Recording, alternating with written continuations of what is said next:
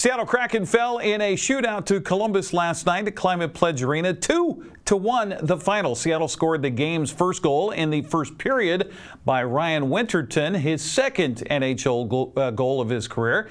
Blue Jackets tied it late in the second period at 1-1, where it would stay through regulation and overtime. Charlie Coyle found the back of the nets with the 8th attempt in the shootout for Columbus to earn the victory. Kraken coach Lane Lambert, winger Ryan Winterton, and goalie Matt Murray responded to the shootout loss. I thought we generated chances early on. We have to find a way, and the question's going to be, you're not scoring. Well, we've got to find a way to score. Like when we have opportunities, and we had opportunities, we've got to bury them, and that's just the bottom line. And we played solid defensively. And to your point, the score was 1-0 late into the second period. We've got to find a way to make it 2. In a little bit of a habit now.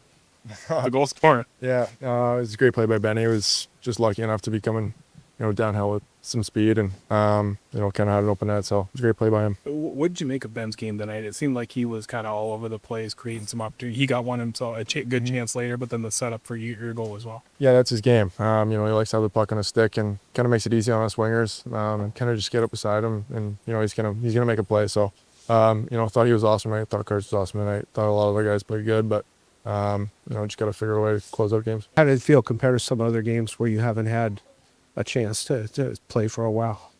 Yeah, I think, I was thankful to get in there and get the start, for one. And I feel like, I've been feeling a little bit better each and every time I've been out there. That's 3 starts now. I think I felt better in each and every one. So trending in the right direction. Just got to make an extra save there tonight and it goes the other way. But, I thought the team played really well once again. Battled hard and could have gone either way there tonight. Seattle's back on home ice tomorrow night against the Winnipeg Jets. That'll start at 7 o'clock on Kong TV. The Wenatchee Wild began a 4-game week in Seattle last night against the Thunderbirds in Western Hockey League play.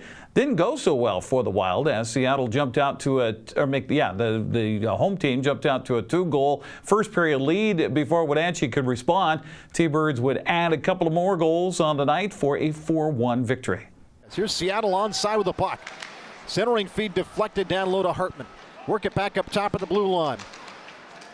Feed to the circle, back in front, looking for Bakash. Deflect, puck, shot, score! What a job! Simon Loveson kicks it with his skate, but he gets it to his stick and pokes it across the goal line, and the T-Birds grab the lead 1-0. That's a heck of a play by Simon Loveson. You love to see it because he doesn't get a stick on it. This goal may not count because he actually did make a kicking. Wild cuts to center ice. Played up head, stolen in the neutral zone. Here come the T-Birds back on the attack. England, toe drag, put it across, and he scores!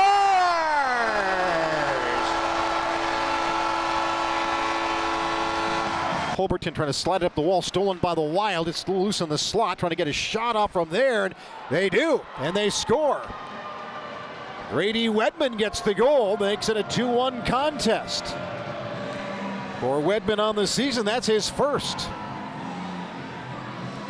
The goal coming here at 14:47 of the period.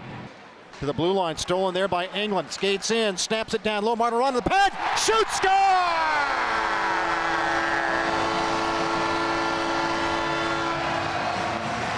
It's a Marty party!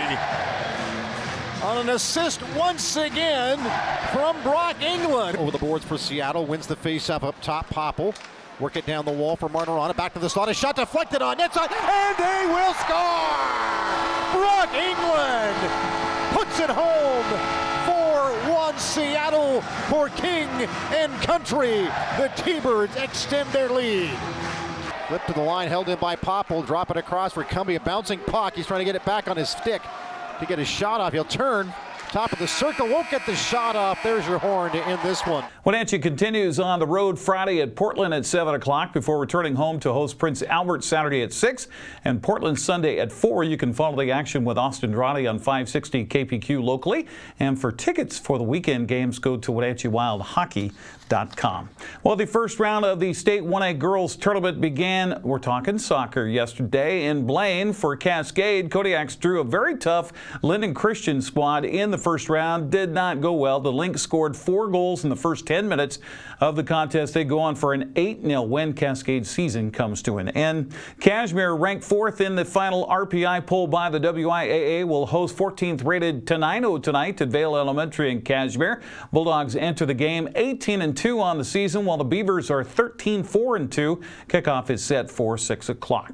It's a battle of Panthers tonight at Lee Bofto Field in the Apple Bowl in the first round of the State 4A girls soccer tournament. 4th-ranked Wenatchee Panthers host the 13th-ranked Meade Panthers. Yeah, see, they're both Panthers. That starts at 6 o'clock. Two teams met earlier this season in Spokane, with the game ending in a scoreless tie. Moses Lake drew the top seed Issaquah Eagles in the first round tonight. That's at Issaquah High School.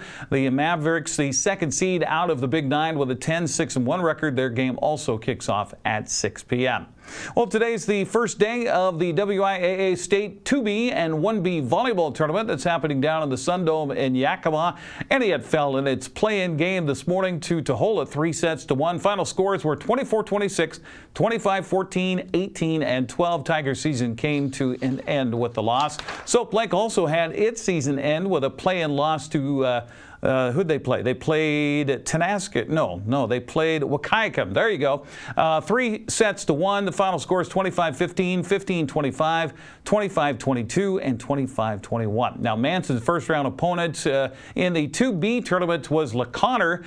We'll have those results coming up for you on our Facebook page, so be sure and tune in for that. Tenasket taking on Toledo in the first round. Also earlier this morning, Waterville Mansfield was in action in the 1B tournament.